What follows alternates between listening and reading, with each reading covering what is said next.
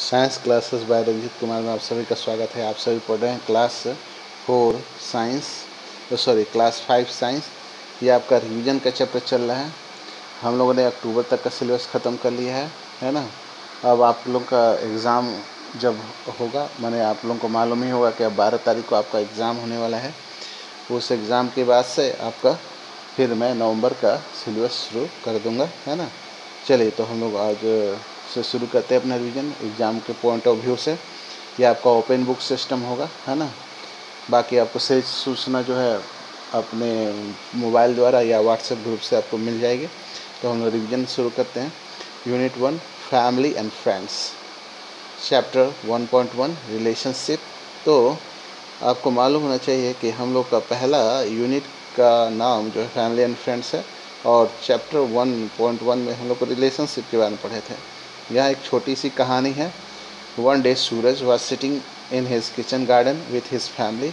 यहाँ कुछ ऐसे वर्ड्स हैं जिनका मतलब समझना जरूरी है। किचन गार्डन एक छोटा सा गार्डन होता है जिसमें रोज के आवश्यकता के अनुसार प्याज, लहसुन, हरी साग सब्जी लोग बोते हैं। चूँकि रोज़ की ही सब्जी उसमें से उत्पादित होती है, रोज़ प्रोड्यूस होती है, इसलिए इसको किचन गार्डन कहते हैं। इसका हिंदी होता है सब्ज बाग, यानी सब्जियों का बागीचा, ठीक है। तो सूरज की माँ जो है ना, वह किचन गार्डन में बैठी हुई है, माने माँ के साथ सूरज जो है बैठा हुआ है किचन गार्डन में, ठीक है। His mother was going through a family album. माँ उसकी जो है फैमिली एल्बम देख रही है। It was leisure time for her. यह खाली समय है माता जी के लिए। Suraj was also engaged with, Suraj भी उनके साथ लगा हुआ है। विथ लुकिंग फोटोग्राफ्स, फोटोग्राफ्स को देख रहा है। फोटोग्राफ्स ऑफ डिफरेंट पीपल, अलग अलग लोगों का वह फ़ोटो देख रहा है। He ask about the photographs with his mother. तो उन लोगों को वो पहचानता नहीं है, इसलिए क्या है कि फ़ोटोग्राफ में इंडिकेट करते हुए माँ से पूछता है। Mother told him with moist eyes that our family was joint family। माँ जो है उसके बातों का जवाब दे रही है, लेकिन आंखें जो है डबडबा गई हैं। जब भी हम लोग अपने लोगों को याद करते हैं तो भाव विभोर हो जाते हैं, इमोशनल हो जाते हैं और आंखों से आंसू निकल आते हैं, ठीक है। ये देखिए सूरज की फैमिली का यह फैमिली ट्री है। ये उसके परदादा है ना, परदादा। तो यहाँ देखिए ग्रैंड मदर और ये ग्रैंड आंट, ठीक है, क्योंकि उसके दादाजी दो भाई हैं। तो ये हो गया उनकी दादी और उनकी चचेरी दादी, ठीक है। चलिए अब इनसे भी लोग हैं, देखिए इनके भी दो बेटे हैं और चचेरी दादी से भी दो बेटे हैं, ठीक है। तो सूरज के कुल मिला के 3 चाचा हो गए, ठीक है। चलिए देखिए, तो ये सूरज के पापा मम्मी हो गए, सूरज के चाचा चाची जो उनकी अपनी दादी से है, और यहाँ पे देखिए ये सूरज के अंकल आंट हैं, चचेरी दादी से अंकल दो को हैं, वो उनका ये फैमिली है, ठीक है। अब यहाँ पे सूरज जो है, यहाँ पे सूरज को इंडिकेट किया गया है और ये सूरज की चचेरी बहन है इस नाते से। चलिए आगे हम लोग देखते हैं क्या क्या बातें इस चैप्टर में हम लोग को मालूम चली थी, उसका रिवीजन हम लोग करते हैं। लॉन्ग बैक, सॉरी वहाँ पे कुछ लाइन कट गया, मैं देखता हूँ क्या लाइन था। Mother told with moist eyes that our family was a joint family. Joint family के बाद लॉन्ग बैक, यानी बहुत साल पहले हम लोग की जो फैमिली थी वो बहुत बड़ी फैमिली थी। Look there are your great grandparents who live in Nalanda. ये देखो ये आपके ग्रैंड पेरेंट्स है जो नालंदा में रहते हैं, यहाँ नहीं रहते, वो नालंदा रहते हैं। ही हैड, उनके भी 2 बेटे हैं। One is grand father and here is your grand uncle, ठीक है। तो ग्रेट ग्रैंड दादाजी की फ़ोटो उसने देखी, सूरज ने अपने परदादा की फ़ोटो देखी, और वो नालंदा में रहते हैं। उनके 2 बेटे हैं, एक आपके दादाजी हो गए, एक आपके चचेरे दादाजी हो गए। बोथ सेटल इन पटना, दोनों के दोनों कहाँ चले गए? पटना चले गए। Due to better education requirement, due to educational requirement, आपके दादाजी को पढ़ाई करना था और आपके चचेरे दादाजी को भी पढ़ना था। They live in different houses there, वो अलग अलग जगह पे पटना में रहते थे।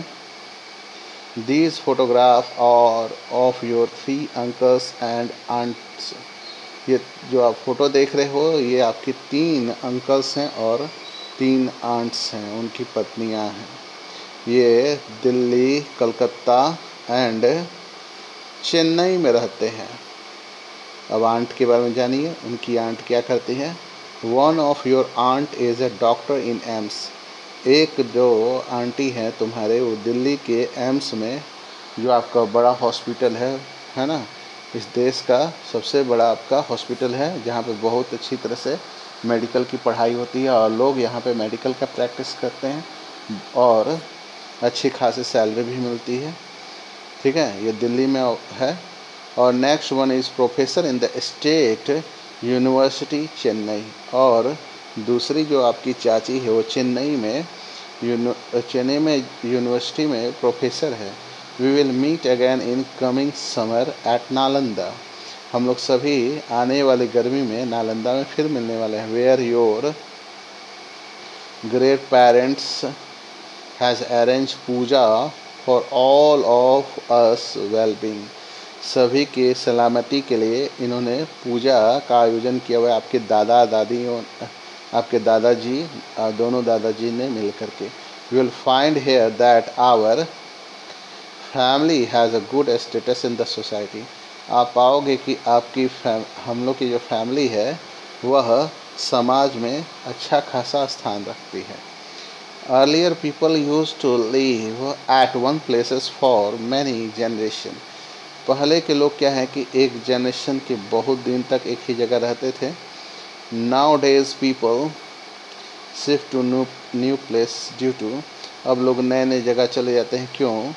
इसके आपके ए से लेकर के एफ तक रीज़न बताया हुआ है।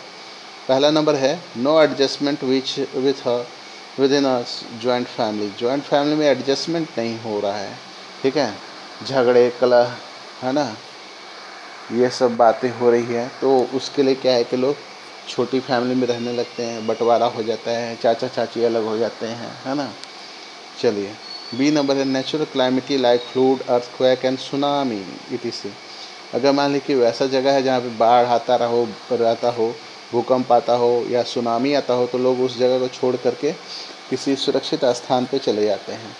सी नंबर है एंथ्रोपोजेनिटिक, मैन मेड डिजास्टर को बोलते हैं एंथ्रोपोजेनिटिक, ये होगा आपका टूरिज्म, वार, इंडस्ट्रियलाइजेशन etc। अगर मान ली कि इस तरह की कोई समस्या हुई, जैसे आपके आग लग गया या फिर टेररिस्ट अटैक हो रहा, आतंकवादियों का हमला हो रहा है, या आपका फैक्ट्री सब बन रहे हैं वहाँ पे, तो ऐसे में लोग को घर छोड़ना पड़ जाता है।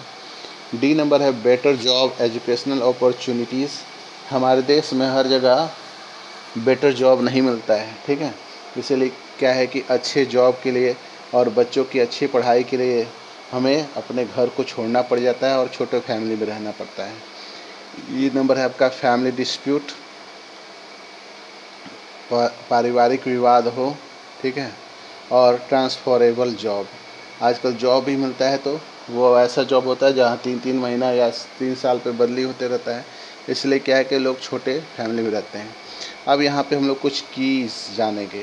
When people move from one region to another within a country they are called migrants, migrants उनको बोलते हैं जब पीपल एक जगह से दूसरे जगह रह रहे हों एक ही देश में, जैसे हम लोग बिहार से हैं, ठीक है, या हम लोग गुजरात से हैं, हम लोग राजस्थान से हैं, तो हम लोग जा कर के स्टेट चेंज हो जाएं, है ना, हम लोग गुजरात वाले पंजाब चल जाएं, या गुजरात वाले महाराष्ट्र चले जाएं, या कश्मीर चले जाएं, बिहार वाले चेन्नई चले जाएं, ऐसे क्या है कि वो मिग्रांट्स कहलाएंगे। ठीक है, when people move to settle in another country they are called immigrants, माने कोई ऐसे भी लोग होते हैं जो दूसरे देश से आकर के हम लोग की कंट्री में रहते हैं, वैसे लोग को हम लोग इमिग्रांट्स कहते हैं, ठीक है। इमिग्रांट्स कहाँ गया, ये देखिए, ये आपके इमिग्रांट्स कहलाते हैं, ठीक है।